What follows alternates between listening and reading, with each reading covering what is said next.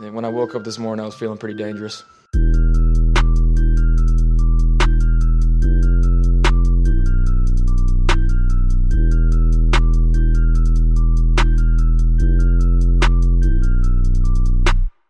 And if we're talking tight ends and we're going into round 2, maybe round 3, give me Ian Thomas, please. Let's just do the damn thing. Just based on giving his overall ability. Again, I like his arm. I think he can make every throw. The pick at number 12 is in. All right, welcome back to Cover One, the NFL Draft Podcast. I am Russell Brown. Joining me on the other side of the glass, as always, CP Christian Page. CP, my man, how we doing? It's been a while. It has been a while, but glad to be back on with you. Yeah, and we're going to start doing 2 shows a week, Tuesdays and Thursdays. Now that college football is what is it? What's the date today? 13th. So we got 11 days until we've got Miami, Florida against Florida. That will be a fun game. And while we're on the topic of Miami, Florida, we might as well jump right into it with some college football news. Yesterday in the headlines, we saw news about Tate Martell and Justin Fields, both guys riding the bench is what it seems like. It seems like the depth charts are coming out for colleges, and we cannot find quarterback for Ohio State, Justin Fields, and quarterback for Miami, Florida, Tate Martell, as QB1 for either team. And we'll start with Tate Martell, a talented quarterback that has really been in the limelight since his years of high school. Obviously, that's the case with a lot of these quarterbacks from when they are, 4-star recruits or the number 1 player in the country or in the nation, whatever it may be. But Tate Martell was on the Netflix show QB1 Beyond the Lights. He had originally committed to Washington. He decommitted from there. He then committed to Ohio State. As we know, he transferred this past offseason. He goes outside of Columbus. He goes to Miami, Florida, where a lot of people are thinking, okay, he's going to become the starter. And here we are now. He is not the starter. He's actually lost the starting job to redshirt freshman Jaren Williams. So starting with Tate Martell, what did you think when you heard the news? And how do you think he's going to handle this situation? And really, where do we evaluate a player like Tate Martell at this point? Yeah, I guess maybe I was part of the unpopular belief to say, hey, he's not going to walk right into this quarterback room and take over the job. And obviously that came to fruition this past week because N'Kosi Perry, he wasn't a consistent quarterback, but he had the experience. But then Jaren Williams, a guy that's been in the system for another year, even though, the Mark Richt era is over, the Manny Diaz era is beginning in Miami. So I wasn't too surprised when Martell was not the guy. Now, am I a little surprised that now there's, reports that he's not showing up for practice, this, that, and the other? I think that is a little concerning because even though it is a couple weeks before the season, especially with, you said Miami, Florida starting their season off a week earlier before everybody else, really, it may be a little surprising that they announced it this early, but it's not to say, at least to my belief, that he completely lost the starting job, because when you introduce a brand new quarterback to the system, it doesn't mean that they're going to be the starter for the 12 to 13 games that team plays. So in my opinion, it sounds like almost Martell is just completely, sailing the ship once again because he didn't get that opportunity that he's yearned for. Well, he did get the opportunity. He just didn't take advantage of it. So I'm interested to see how long he sticks on this roster, or if he's going to kind of, take the pouting way, be like, hey, maybe there's a better situation for me going forward. I understand the opportunity. He was a highly regarded quarterback. He is a talented quarterback. At least that's what we know from the high school and just those recruiting analysts. I think going forward, it's going to be really interesting to see what his next step is, because it sounds like he pretty much thought he was going to walk in the quarterback room day one and be like, hey, you're our guy. But that's not the case. Yeah, I think this has definitely humbled him a little bit. It sounds like from what I hope it did. Yeah, and hopefully it did, because I really can't stand when quarterbacks come in and they act as if like they're better than everybody else. But, it sounds like from what I was reading today, he went in and he had a meeting with everybody and probably apologized for missing practice after the news had broke. And maybe it was just a little bit too much for him. But, me personally, I don't think he's very good. His statistics show a different type of player, certainly. He was 23 for 28 last year, 269 yards for Ohio State, threw a touchdown. He completed 82% of his passes, but he was certainly more of almost like a running quarterback because Dwayne Haskins, no disrespect to Stephen A. Smith here, but he was certainly no scrambling quarterback. But Martell had some mobility there, and he had 22 carries, 128 yards, and 2 touchdowns. So he averaged almost 6 yards per carry. And against Michigan State, against Iowa, against a handful of teams, Penn State, he would go down into the goal line, into the red zone packages that they have, and he would be the quarterback almost like a wildcat. It was like he was like a slot receiver, essentially, it felt like.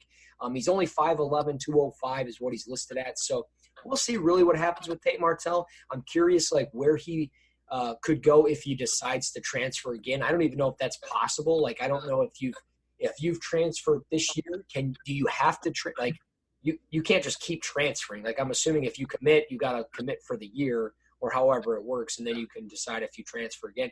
I really don't know how that works. Do you know? I have no idea. I don't think we've ever seen a situation like that, but who knows? We might be able to. So it will be interesting since, Tate Martell and the guy we're about to talk about, Justin Fields, got granted that immediate eligibility. It'll be interesting to see how that's taken on by the NCAA if Martell does decide to transfer again. Yeah, we'll see.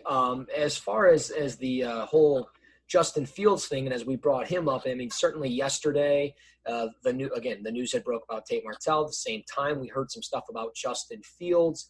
And really, it seems like it's just been kind of back and forth, and it seems almost like it was maybe misinformed. It was maybe somebody in the media, they had stepped out on the field or stepped out into the stadium to watch the practice, and maybe they had seen that Justin Fields was running with the number 2 offense rather than the number 1 offense, and maybe that raised some eyebrows or something. But again, we'll see what happens. But Gunnar Hoke is the guy that's been running with the number 1s as well as Justin Fields has been running with the number 2s. So, what's our expectations here? They play Florida Atlantic for their first game on August 31st. So Ohio State, what are their – they got to go Justin Fields. It just seems like that's a better fit. I mean, he's a more natural quarterback, but Gunnar Hoke is a little bit bigger. Maybe he's not as mobile. He transferred from Kentucky. So what do you know about Gunnar Hoke? What do you know about Justin Fields, 2 SEC guys? And really, what do you think Ohio State should do?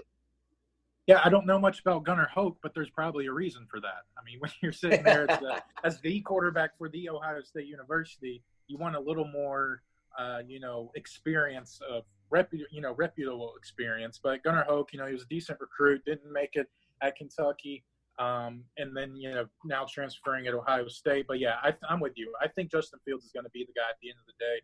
He adds, I think, a little more pizzazz to his game. Gunnar Hoke seems like he's just more of that pocket passer, but Justin Fields, not a extremely dynamic athlete, more of kind of that physical style runner, but I think that's also appreciated in today's game.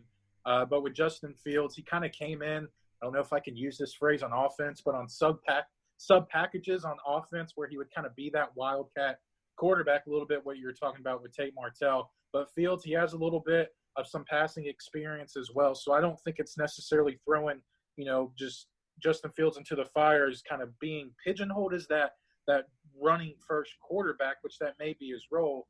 But at Georgia, 27 of 39, 69% completion percentage, 328 yards, 4 touchdowns, no interceptions. Didn't play in a lot of big moments in key games, especially when he had to drop back and throw the football.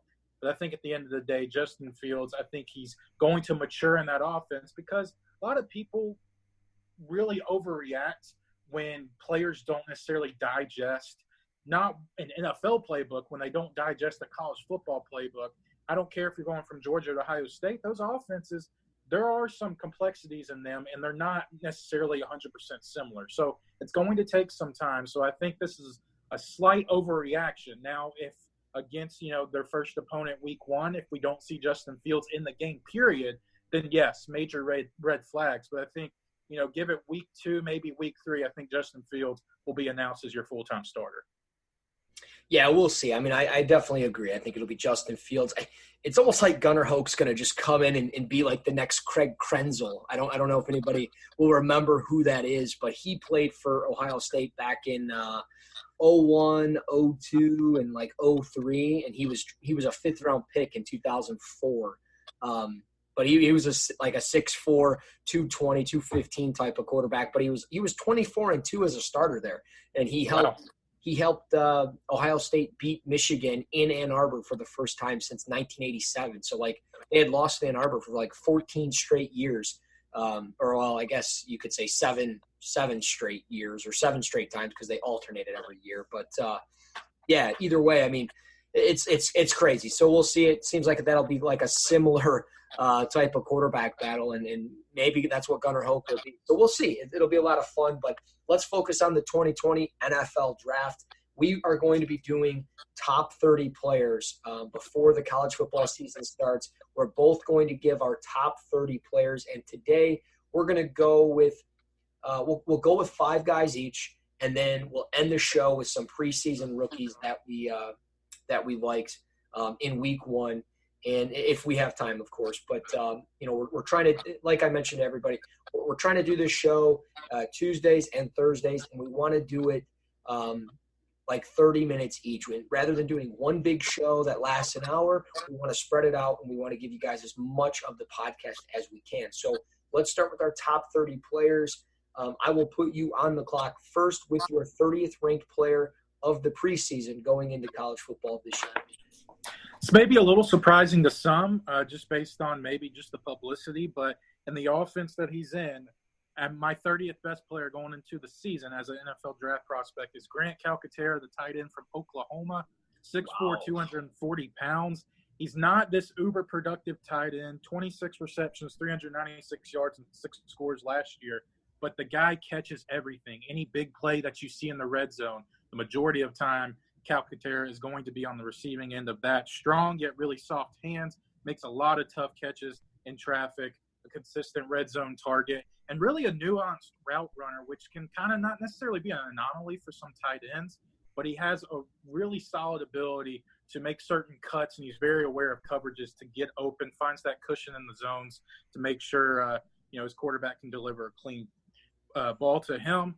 His biggest issue is, shocking, when you're talking about a receiving tight end, it comes to the blocking ability. But I think as a slot tight end, kind of how the NFL is really evolving in that certain sense, I think he'll be just fine. But he needs to clean up some blocking technique, mostly timing. He's just not a consistent, engaging on that end line. But I think if he kind of coaches him up there in a sense, or if he just spends more time in the slot, maybe like an Evan Ingram was used at Ole Miss, I think there's definitely a spot for Calcaterra in the NFL. I like it. I like seeing a tight end in the top 30. Can I just ask this question? How many tight ends are you going to have in this list? That's probably the only one. Okay. All right. Albert Akui-Bunum from Missouri would be a close second right now, but the tight end is not as strong as it was last year. I agree.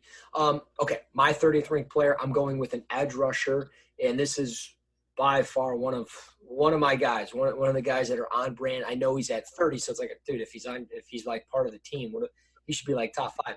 But he's very good. I think he's got some things he's got to clean up, but that's Chebar E Zuniga from Florida, redshirt senior. I hope we see him at the Senior Bowl. I'm hoping. He's 6'4", listed at 246. Just a talented, explosive guy. He had 11 tackles for loss last year. He appeared and started in all 13 games. Ja'Kai Polite is gone. And this is, by the way, this is a guy that's played with guys like Jared Davis. He's played with Ja'Kai Polite, Taven Bryan. There's so many defensive linemen and talented defensive players coming out of Florida, and Zuniga is going to be the next one, I think. And I think at 30, maybe he ends up in the first round by the time the season's over and we get into the real draft stuff. But I think right now at 30, with such a talented edge class, I think this is a perfect spot for him. So I got him at 30. I'll go with 29, and then I'll carry it over to you. Number 29 for me is Travis Etienne. I think he's a very talented running back. I don't think he's the best running back by any means, but I do think he is certainly one of the best running backs in this group. And I know some people will say Travis Etienne is the top back, but I like DeAndre Swift a little bit higher, so I'm sure I'll talk about him a little bit later, maybe on Thursday's show or next week or whatever. But Etienne, 204 carries last year, almost 1,700 yards. Nobody talks about this. The dude had 24 touchdowns last year. I mean, that is just freakishly productive. He's explosive. He's got good vision. He's got good footwork. Again, I like the explosiveness. I like how hard he runs. He's constantly running forward and moving his feet and churning out extra yardage. He ended up 7th in the Heisman voting last year. I think we could see him in the top 3, top 4 for this year. So we'll see what happens. But Etney at 29 for me. Who's 29 for you? You were talking about one Florida defender. I'm going to go with another one, but in the secondary, C.J. Henderson, the cornerback, 6'1", 200 pounds. Obviously a long frame, but has tremendous body control with it. He's not overwhelmed, by certain movements at the line of scrimmage or, further down in the route in the secondary. He trusts his instincts overall, smooth in transitions, and jumps to the ball quickly. He has very solid quarterback vision. Now, unfortunately, it can get him in trouble at times. If a smart quarterback takes advantage, he'll see his eyes napping in the backfield, and then he'll throw over the top, and Henderson has to kind of freak out and quickly react to it, though he does have the awareness at times as well when his back is toward the football. He wants to play physical, and he does. So this kind of an, I guess, oxymoron. I don't know if that's the right term to use, but he's not overly physical just based on his body size. Like I said, he has that long frame. He's still growing into it a little bit. Again, the mentality is there, but sometimes he can get overwhelmed, especially in the run game. He'll get stuck on blocks, especially those blockers moving to the second level. And he has little issues with some press at the line of scrimmage. But I think overall, based on his intelligence and just his long frame with the ability to close on the football quickly, I think Henderson's a guy that is going to start off, as maybe one of those top corners. There may be a lot of people that are really going to criticize his game just based on some, little inabilities. But, in scouting, you got to focus on really what those guys are solid at. I think Henderson checks some boxes there. He's one of the longer corners in this entire draft class. Yeah, he's a player I have not studied a ton, but I really like him. And I agree. I think he's one of the better corners in this draft. Going into the year, probably a corner that we'll talk about more into the draft and everything else. So I'm excited to see him more. Who's your 28th ranked player? I'm going to go with Jalen Reagor, wide receiver out of TCU, 5'11", 185 pounds. Last year, 72 catches, 1,061 yards, 9 touchdowns, and a 14.7 yards per catch average. Even though, 5'11", 185, it doesn't sound like he's overly physical, but he definitely is. He has that physical playing style. I'm losing my words. I was going to say he kind of uses that basketball mentality to box out the cornerbacks, and so that kind of comes as a strength. But it can also be that dynamic. He has that dynamic ability where he can make defenders miss in space. I was watching a little bit of him this afternoon, and just his ability to cut and gain immediate separation, something that is very impressive. So if we see more of a route tree evolvement, I should say, with TCU, I think Reagor could really skyrocket up some draft boards. I don't think his size is going to come into question because I think he kind of puts the trump card on there based on his overall physicality and also his dynamic ability to make plays in open space. He's really solid after the catch as well. I like Jalen Reagor a lot as well. He is on this board. I'm not going to tell you where, but we will talk about him at a later date. Let's see, where am I at here? 20, what'd you do, 28? 28. Okay, so 28 for me is actually a quarterback, and I'm going to go with Jake Fromm. I think that's fairly reasonable. I don't think it's too high. Maybe it is for some people. I like Jake Fromm. I don't dislike him. There's things that he does that really annoys me, but there's a lot of the things that he does well, and I think it's just he's constantly prepared. He always comes to the dinner table with a plan. He comes with preparation. He's got the mentality. He never seems to be worried about what the score is. He never seems to be worried about how much pressure he's facing. Like, there are times in games where he's faced with pressure and he struggles. There are times that he's not making all the throws because he doesn't have all of the arm strength. But there are times that he shows those spots and those anticipation throws and those touch passes where he looks like an everyday quarterback for the next NFL franchise. So I'm curious what he does with this offense. He's been very efficient with the football, completing almost 65% of his passes over the course of his career.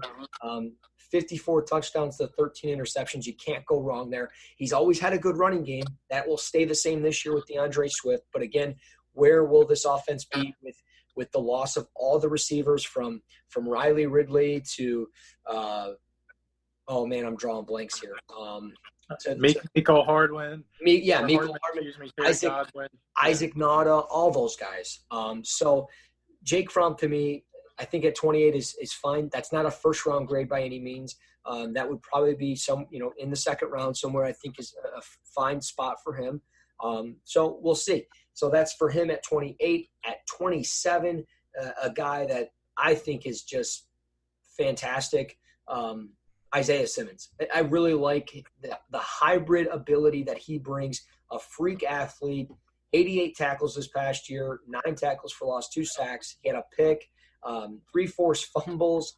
So, I mean, he flew all over the place, and I don't think he's going to, fly under the radar. The big thing is where is he from a weight standpoint? There's times that he's been listed at 225. There's been times that he's been listed at 230. And I don't think it's going to be like a Brian Burns thing because he's not playing with his hand in the dirt. But he's just going to be – are you going to have him as a safety? No, you're probably going to have him more in the box. He's not going to be a single high safety. But, again, that athletic ability is there. So we'll see really what he can do. And I think when he gets into the NFL – we'll see what kind of limitations he has as far as that coverage and that overall athletic ability against truly the best athletes on the planet. It's not you're not playing against the ACC with Pitt wide receivers anymore. You're playing against the best wide receivers. So Isaiah Simmons at 27, I think it's a great spot for him. I think we could be talking about him much higher at the end of the year. So 27 and 26 for you. Well, I think Isaiah Simmons at 27 is also a great spot because that's exactly where I have him as well. Nice. We talked about, 6'3", 225, so I'll just piggyback off of him. I think you have to buy into his athleticism. He's not a super, pure, he kind of played that hybrid linebacker safety position. He's not a super pure coverage guy, so I think you're going to have to really buy into his athleticism. He's not always in the right place at the right time. I think he struggles a little bit with diagnosing certain plays, so he has some anticipation issues. And then when stacking and shedding, you talked about his weight.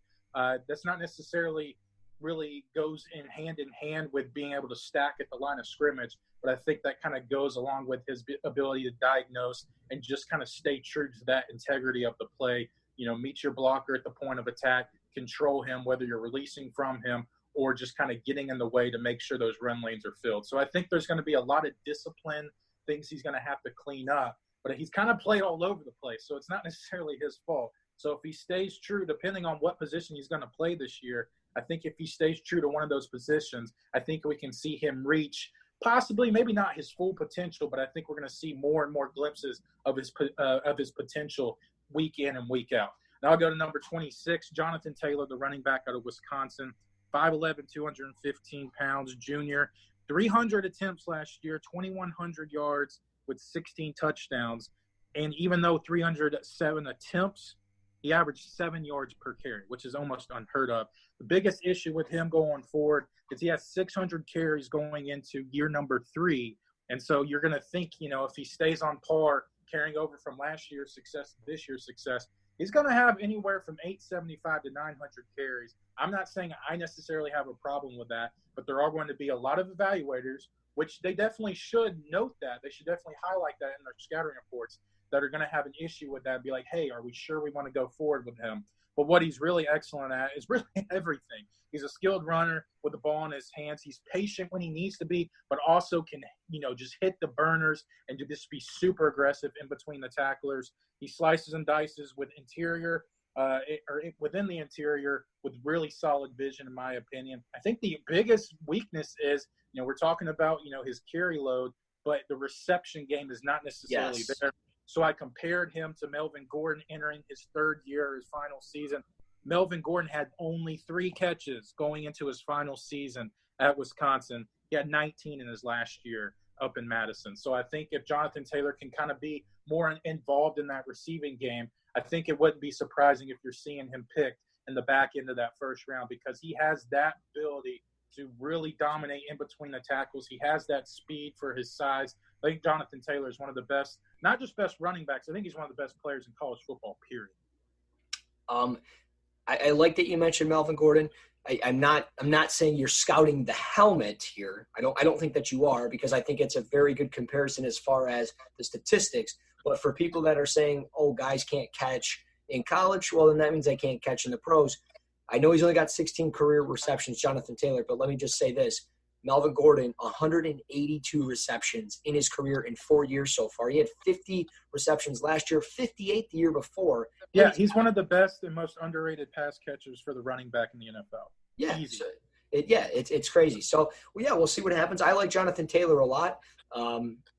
Might also be on my list. We'll talk about that as well. So, where am I at? 20. I got 26 and 25, and then you end with 25. Okay, so 26 here. I'm going with a guy that maybe is not as productive as the edge rusher that I have ahead of him or behind him. That's Darrell Taylor, edge rusher out of Tennessee. I think this guy has got kind of this potential just to be putting himself on the map. I think he'll be a guy that we see at the Senior Bowl, and I think he's going to turn a lot of heads, and he'll be a guy that we'll be talking about in the first round, and as long as everything goes right. But he had 8 sacks this past year, 11 tackles for loss, really took the step forward. Now, granted, he had, I think it was one game with 4 sacks and another game with 3 sacks, so we're talking 2 games of basically his sack total being matched. But overall, explosiveness is there. The overall just ability is there, and there's so much more potential with him that he can run the arc. The hands are there. It's got to be more consistent, though, in the run game. He's got to find ways to fight pressure with pressure. But, again, I don't think all teams are necessarily looking for a guy that's the total complete package. They are looking for the pass-first type of guy, the guy that can rush the passer, and I think Taylor brings that, and I think that will show this year. So at 26, I think it's a great spot. And then at 25, I got one of your Auburn boys, Nick Coe, 6'5", 291, edge rusher. I thought he took a big step in the right direction this past year. He had 13.5 tackles for loss, 7 sacks. Again, a guy that I think can improve in the run game. I think he improved in the run game. I think he can get better in the run game. The big thing is exactly where does he fit it? Listed at 6'5", 291, according to Sports Reference, but is he going to be more of an interior pass rusher? Is he going to be like a 4-eye, a 3 technique? Or is he going to be a guy that maybe could stand up a little bit? Can he be a 5 technique? Exactly what is he going to be? So I'm curious to see what he can do, but I really like him at 25, and those are my 5 guys. So it's Zuniga, Travis Etienne, Jake Fromm, Isaiah Simmons, Darrell Taylor, and Nick Coe. You got number 25, and then we'll jump into a couple preseason guys real fast, and we'll get out. Yeah, piggybacking off Nick Coe real quick. Yeah, Auburn's defensive line, it's interesting because they are definitely stacked, especially those first 4 guys. But Nick Coe primarily last year lined up in what Kevin Steele, the defensive coordinator at Auburn, likes to call the buck position. So it's going to be, similar to what Jeff Holland ran. You're just going to be standing up on 2 legs and pretty much just rushing the passer. So does he transform more into a true defensive end and kind of embodies that with the hand in the dirt, or do you see him, like you said, in certain situations, move inside? But I think that's going to be more of Marlon Davidson's doing and partnering with Derek Brown. T.D. Moultrie looks like he's going to be the buck position. So Auburn likes to shake things up on the defensive line, which actually is pretty good for, evaluating next-level prospects. But it will be interesting to see what Nick Coe primarily plays this year. Did you say buck, like B-U-C-K, or butt position? B-U-C-K, like a deer. Okay. And actually, now that I'm looking at my list, I gave 1, 2, 3, 4, 5. I actually gave 6 guys, so you could give me 2 more, actually. Give me 25 and 24. 1, 2, 3, 4, 5. Well, I will give you 6 after this one. So, okay, perfect. Yeah. So 25, I got T. Higgins, the wide receiver from Clemson, 6'4", 200 pounds, kind of that body, beautiful guy. Again, get used to hearing Clemson's name, most likely. 59 catches last year, 936 yards, 15.8 yards per catch average, and 12 touchdowns. really showed that overall ability in the 2 playoff games versus Notre Dame in the national championship versus Alabama. Tremendous length. Obviously, it's a given with a 6'4" frame. He has that length to be that outside receiver, dominant catch radius. And I wrote down this, so word of the day, articulated pass catcher, because he has the ability to go up and leap for the football, but it also shows the ability to cradle certain catches in, below his waist, right at his numbers. So I think he has that, natural ability to be a solid hands catcher at the next level. I think something you have to kind of look for in his game is he's not overly fluid in his lower body. So he's not going to be that slicing and dicing guy that's going to make a lot of plays over the middle of the field. He's going to try to win more physical over just kind of that short area quickness. But I don't think that's necessarily a glaring negative because he still shows a little bit of fluidity in his lower body. But I think going forward, that's going to be probably something you're going to see come up pretty consistently when, maybe in the, January, February, when the draft season really starts to heat up. A lot of people may have concerns about Higgins' lower body. I think all in all, he's a solid receiver, and I really look forward to see what he can do over this next year when Trevor Lawrence is that full-time quarterback at Clemson. T. Higgins, very good. I like him a lot. He's also on my list. I think he's a very good route runner. He's very attentive to detail. I like him a lot. I like that spot for him. So those are our top 30 players. Again, just to play it back for you, CP, who are your top 6 guys right there? So Grant Calcaterra, not your top 6, but 30 to. I got you. Yeah, 30 through 25. Grant Calcaterra, tight end out of Oklahoma at 30. 29, C.J. Henderson, cornerback from Florida. 28, Jalen Reagor for TCU, wide receiver. 27, Isaiah Simmons, safety / linebacker out of Clemson. 26, Jonathan Taylor, the running back out of Wisconsin. And then T. Higgins at 25, wide receiver from Clemson. Very nice. So, okay, you guys can, of course, play along by putting comments in our Spreaker.com comment section, of course, on iTunes as well, or Google Play, however you go about listening to the podcast. Again, make sure you subscribe to the podcast. And finally, our final subject of the day, preseason football. Week 1 has come. It is gone. And maybe our favorite team, like my Detroit Lions, got smoked by the Patriots 31-3. Doesn't really matter because it's the preseason, but we do want to focus on rookies because preseason rookies, maybe it doesn't have the biggest impact.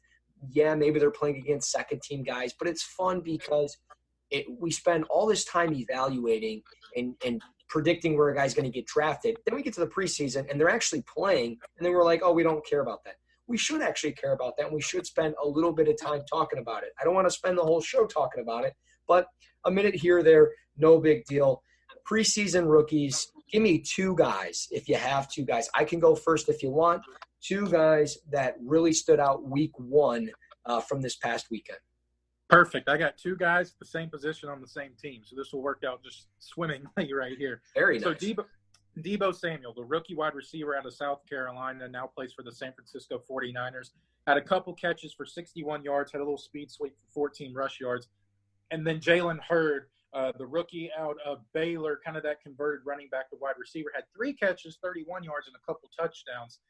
I highlight both of these guys because they showed out because they need to. Because Deebo Samuel has all the makings to be a wide receiver 1 for San Francisco. I mean, last year, George Kittle was their number 1 wide receiver at tight end. So they need to find something else to get Jimmy Garoppolo in the groove of things, or, if he's not healthy, C.J. Beathard or whoever it may be, because I think both of these guys have the potential. Deebo Samuel, on his 45-yard reception that he had earlier in the game, he showed that ability to attack the football, to come back to the football, and he showed the ability, I think his best trait in the draft process was his route running ability. He saw that, and he's not a quick twitch guy, but he finds ways to get open and gain that separation. He also showed that on that long pass play on the left hash of the sideline. And then Jalen Hurd, he's not a superb athlete, but he has that physical ability to attack, especially in the red zone. He had I think it was a left fade in the back of the end zone. He attacked the football, came down for 6. And then another one was just kind of a drag route where he kind of just